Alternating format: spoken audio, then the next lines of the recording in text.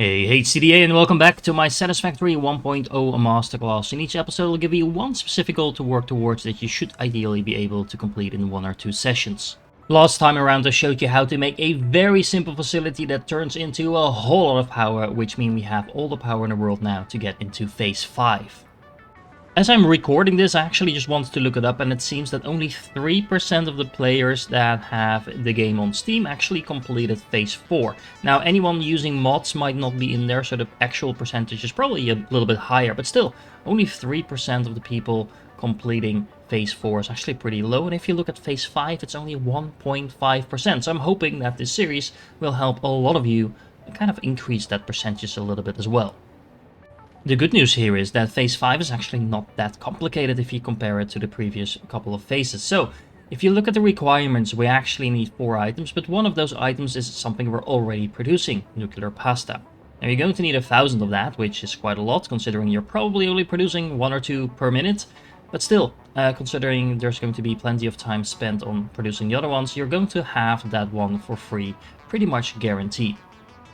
Phase 5 only includes 5 new technologies in Tier 9, and a couple of these are very easy to unlock. First of all, we're going to start with unlocking matter conversion, which only requires items that we are already producing, of course, because we unlocked everything from Tier 8 at this point, and it will also give us access to the Biochemical Sculptor, which is one of the new items that we need in order to complete Phase 5.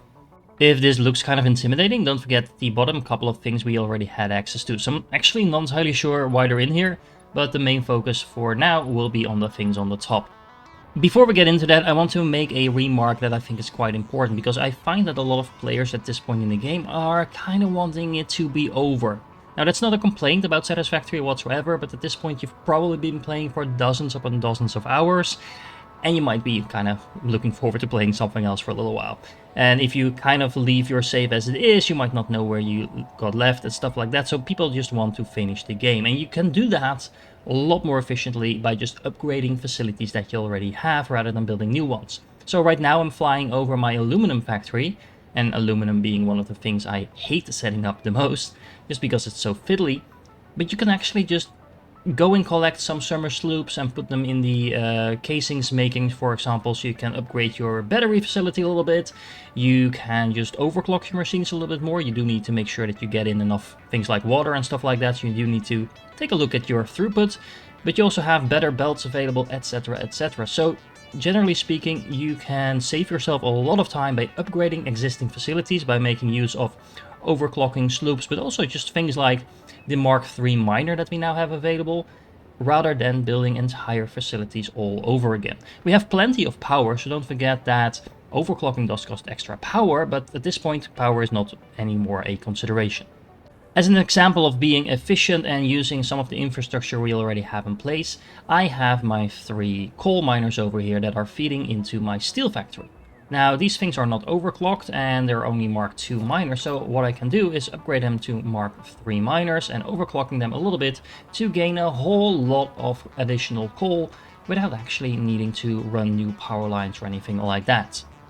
And I didn't pick the coal example as a random example, because we're actually going to need quite a bit of coal in order to feed that into a particle accelerator to make some diamonds. Now, one particle accelerator can take up to 600 coal per minute, so yeah, we're going to need plenty of coal to get some diamonds going. Expanding on this a little bit further, we're going to be building some new buildings. So we have the converters over here that are going to turn the diamonds into time crystals. I'm not entirely sure how that works, but either way, if you set them to each produce 5 per minute, so we have 3 of those, so a total of 15 per minute, that is the exact ratio that you need to keep all the diamonds coming out of the particle accelerator busy. I recommend making your time crystals locally wherever you have some coal available, mostly because the coal is something you don't necessarily want to transport all over the place, because you need a lot of that per minute to make a tiny amount of time crystals. So just placing down 1 accelerator, 3 converters wherever you have 600 coal per minute available, and then feeding them into a drone port will allow you to just export that 15 time crystals per minute to wherever you need it to go. Just don't forget to make sure that you set up a fueling station as well, so you can actually get some of your batteries in, so you can export this or import this wherever you want in the world. The next item on the list is finding yourself a SAM ore node. Now, preferably a pure one, just so you don't have to go through the motions too many times, but you can just pick whichever you want.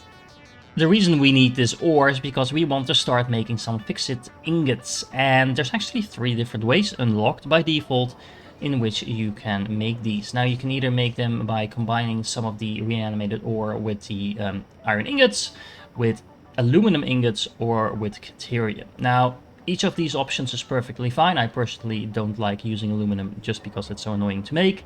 The iron recipe is probably the most straightforward, although it is quite expensive. As you can see, you need 24 iron ingots and only 4 ingots of the other types. So this is why I'm personally going for the deuterium variant of this. There is a very convenient deuterium node pretty close to where I'm standing right now, which is very close to where we have our fuel station. So yeah, we have a nice little setup over here that has everything we need in order to make some FICSIT ingots. These nodes are located all the way up on the hill, so if you want to build a kind of natural looking facility, it's a little hard, but there's a nice little open space just in between the SAM ore node and the deuterium node that's all the way up here. And look at that, look at that. I think if I fly over this mountain, yep, there we go. You can see the nice little setup where we're collecting some coal as well as the crystal that we built way long ago. But it's kind of nice to have multiple places in your facility now coming together and starting to populate the landscape. We're going to need 13.3 smelters to make deuterium ingots, or 14 if you just want to round it up. And because we have a limited space, we have plenty of power and we have plenty of power shards. I'm just going to be overclocking these 8 all to over 50% in order to get the production that I need. We're going to need the equivalent of 5 constructors making reanimated SAM, really straightforward. And then finally, we're going to need 3 of these converters again, and this time we're going to be overclocking them so they each produce 20 FICSIT ingots per minute for a total of 60 FICSIT ingots in total. And again, because we're producing these locally, all we need to do is set up a drone station or 2 to make sure that we can transport this to wherever in the world it needs to go. And keep in mind that you can send as many drones to a single station as you want. It will at some point get congested, but that takes a little while.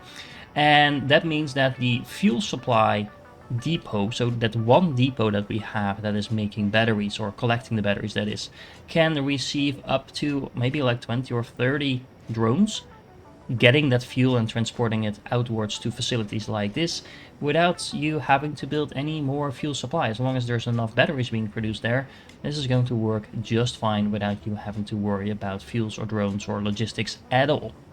Then back at the home base, all we need to do is add yet another drone station to the mix in order to collect these ingots all the way in our central base. Now, this wasn't actually pre-planned, this whole like drone station type of thing.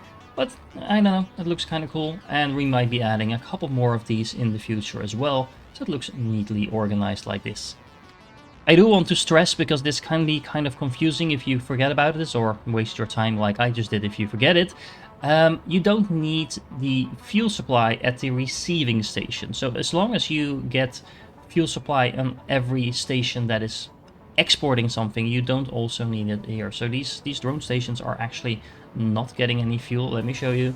Let me show you. You can see them all flying around over here. So it's working, but there's wrong example. There is actually fuel in here, but I just put it in here. There's actually no fuel supply actually going into this station, other than apparently the random one I put in here. But as you can see, no fuel.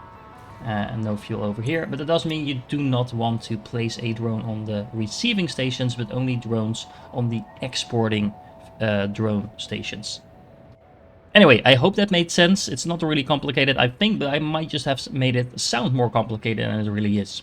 However, we're also going to need some water, and we are draining this whole pool of water over here next to our facility really handsomely now. But anyway, we're putting it all to good use. We had this single water pump going into our main base in order to make some of the phase 4 items. We can just overclock this a little bit. We need a little bit less than 40 water per minute for what we're going to be doing next. So in whichever way you want to get that to your home station as well, in order to be combined with those ingots that we just imported. We're then going to be transforming the Fixit ingots into Fixit trigons, and the trigons are going to be used in unlocking pretty much every technology after that, along with in some of the more advanced type of things that we're going to be making. Now, the reason I'm not making the trigons locally, like we did with the ingots, is because you actually make 3 trigons out of 1 ingot, so it's easier to transport the ingots rather than the trigons themselves. And rather than making a new facility for this build, I figured why not just extend the existing factory that we already have, use the little platform we have over here where we're collecting all the stuff for the space elevators, and we're actually very close to unlocking the next one also as well. And of course we are actually importing the Fixit over here, so we only are running the belt in between here and then straight into these constructors over here.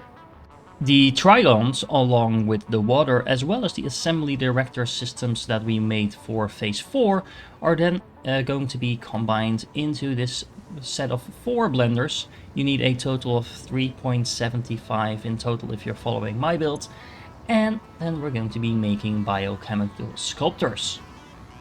For those of you that are following along with the math, you will notice that we're not actually using all the assembly director systems that we're producing.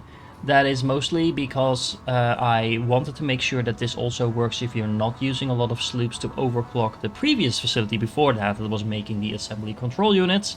But if you want a lot of tickets, then, well, either just making the assembly director systems into tickets is a very good idea, but you can also make even more biochemical sculptors and do it like that. You will need to increase your Fixit trigon production a little bit as well, but as you just saw, that is super simple. So if you want a lot of tickets, then at this stage of the game, that is not going to be difficult at all.